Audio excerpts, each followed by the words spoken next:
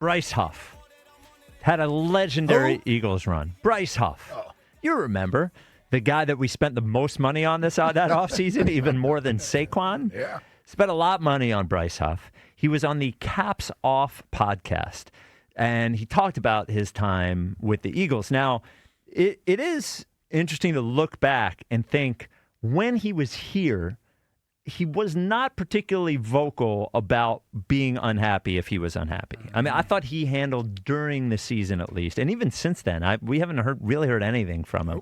So he's still on the Niners, right? We traded him to the Niners. So he was on the Caps Off podcast. Here is an interesting thing about him when he got to the Eagles and when he knew it wasn't going to go well for him. You had said that the Philly stint was off from the get-go. Bryce Huff, as someone that goes to Philly, signs a huge deal with them. At what point did you know vibes were off? Like, first week of camp. Why was that?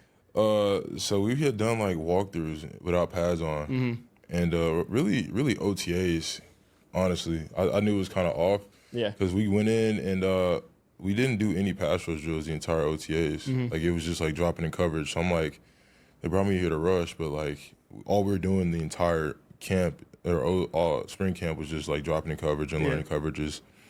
So I thought that was weird. And then we get to camp before we even put on pads. It's like the first week of camp, DC goes in the media is like, I don't think he can stop the run. I don't think he has what it takes to do the job right now. Yeah. And the fans ate it up. Like they just lost it. Yeah. And I, like me being like an undrafted guy, never having people talk to me about whatever, like fans were always supportive in New York. To go there and everybody's just like grilling me before we even put pads on, like, bro, what are we on right now? Like that was just weird. Yeah. And on top of that, we had like this rush package for me, and like second week of camp, they had taken the package out. Yeah. So it was literally like just sending speed rushes on the edge and hope to get home. I don't know, bro. There's just a lot of things. Lack of communication between the interior and exterior rushers. Like, and being in New York, we had always been in the same room. Yeah. So we were always on this, like, we had, like, one mind out there. Like, we were out there freestyling, calling our own stunts, calling our own rushes, New York. And then to go there, like, zero chemistry, zero confluence between the exterior and interior. So it was just, I just knew it was off. So I had some thoughts on that. What are the things that you thought hearing that? Listen, you know, this dude has rubbed me the wrong way. Really, from the time he started speaking when he was here about what he was being asked to do. Right. So let me just throw this to you, Bryce. First of all, stop comparing here what you did in New York. The Jets stunk. In the story, like, so you're coming to something that's completely different. Organization at that time that was 2 years removed from being in the Super Bowl. An organization at that time had a defense that set a record for sacks, 70-something sacks. So just saying, you're coming to a place that at least has already established somewhat of an identity there. And even under Vic Fangio in his first year, the OTAs things about him dropping in coverage. Bryce, there are different parts of playing outside rusher in this defense that you have to learn. It doesn't take a rocket scientist to know how to rush up the field to beat a tackle one-on-one. So OTAs is the time that you're going to learn to do the things you aren't comfortable with doing. The other facets of playing outside rusher in this defense. The other responsibilities you're going to have. So they want to get you used to dropping back in coverage. That's why you were doing that in OTAs. It gives you a better chance. You don't have pads on. So what's the purpose of you pass rushing? That's a good point. Yeah, you don't have pads on. So what they're trying to do is get you accustomed to the other requirements of playing that position in this defense. And then the communication thing.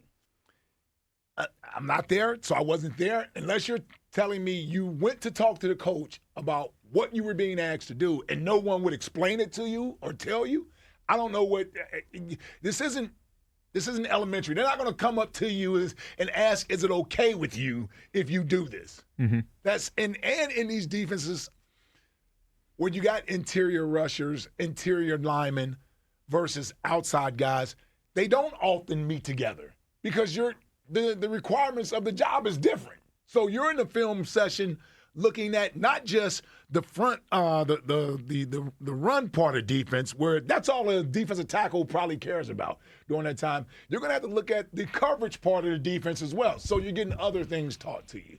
That's my only thing, man. And I don't know if you had a better attitude that you would embrace what was being asked of you instead of saying, that's not what I did in New York and that's not why you brought me here.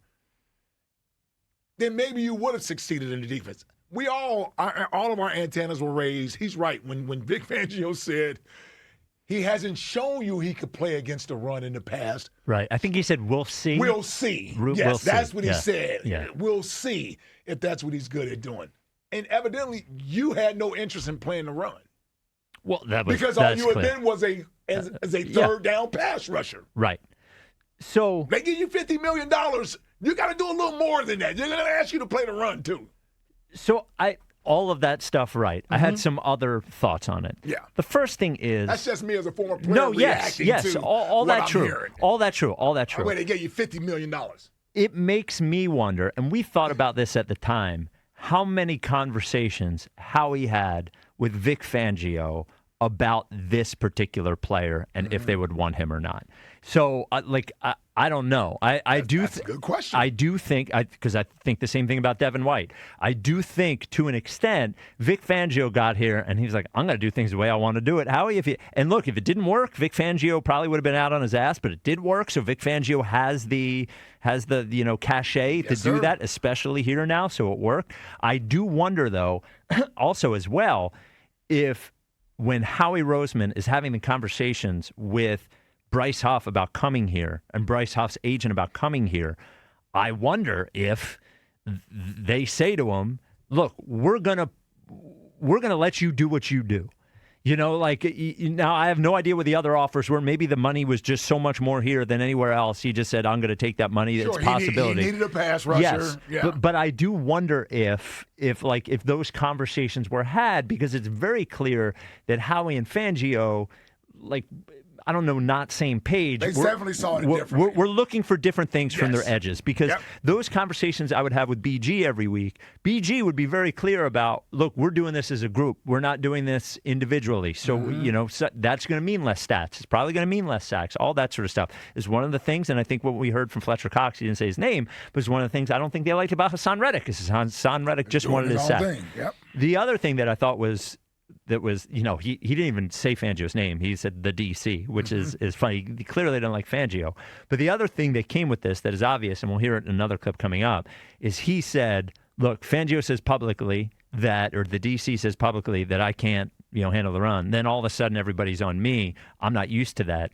It's like he went from undrafted free agent, third down situational edge, to the biggest free agent signing for the Philadelphia Eagles, and he clearly had no idea what that meant. Yeah. Because what that means is like your ass is, you're getting graded by under the everybody. spotlight, brother. Yes, sir. Everybody, every single week. Yes, in OTAs. Yes, in training camp. Yes, if the DC mentions your name. Now, we always wondered if the Fangio thing here was going to rub some people the wrong way, because it happened in Miami. It clearly rubbed him the wrong way. I am thankful that he didn't really say any of it while he was here. Sure. So he was a healthy scratch in the Super Bowl. Yeah. They asked him about that. It doesn't mean too much to me. It's cool to have. It's cool to say, I was part of a Super Bowl winning team, but I didn't play. I'm gonna call it spade a spade.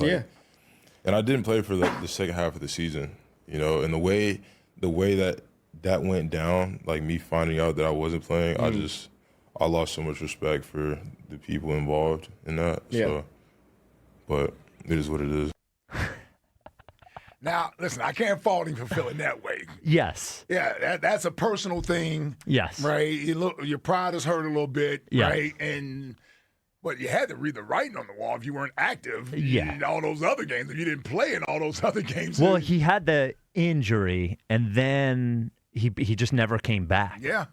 And Nolan Smith took off in the second half of the season. Right. Yes. Remember that? Yeah. He And I actually, him saying the Super Bowl doesn't mean much is certainly different than AJ, who actually played the Super Bowl. I actually have a little bit of respect for Bryce Huff, who is I can't remember his name. James Bradbury. James Bradbury was acting like he was actually Super Bowl MVP, and we didn't even remember he was on the team. So I do have some respect for Bryce Huff saying, like, look, it's cool I have a ring, but I didn't even play in the Super Bowl. I mean, Bradbury's been telling his grandkids 60 years from now, like, you should see me in 2024. Played in 2 Super Bowls. We didn't win that first one, but we got that second one. We.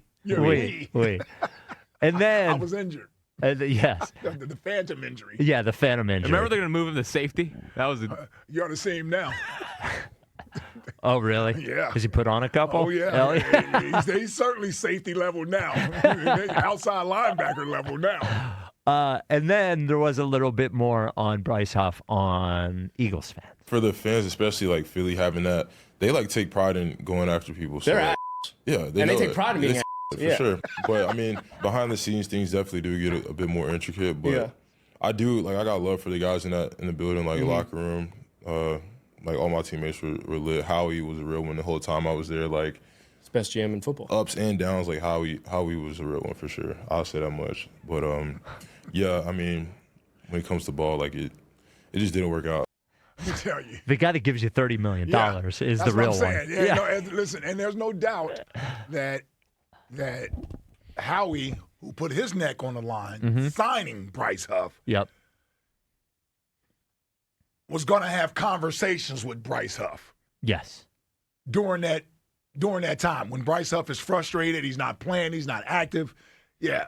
His agent is going to be like, what's the deal? You brought him here, this and that, what's going on? So Howie's going to have to, because Vic ain't massaging that. Vic is coaching. Coach Fangio is coaching. He's not worried about trying to pacify a player. But Howie, and this is where I give Bryce Huff credit there for mentioning Howie, and he did that intentionally, because I guarantee you, Howie sort of probably helped him get through that season mentally and not have the outburst or create some sort of distraction or what have you. And him saying... Just trying to explain to him what the situation was. Yes. Now, it is rich of me him saying the feds take pride in going after someone. That is rich of me to say this after going after Bryce after his best weekend the baseball. I actually don't feel... I just don't think he had ever been in the spotlight like he was here. Well, we didn't spend a lot of time on him. No. But he caught criticism early in that year. Sure, yeah. But like, I actually don't think Philly. I think Philly 20 years ago, 25 years ago, may have took pride in going after people.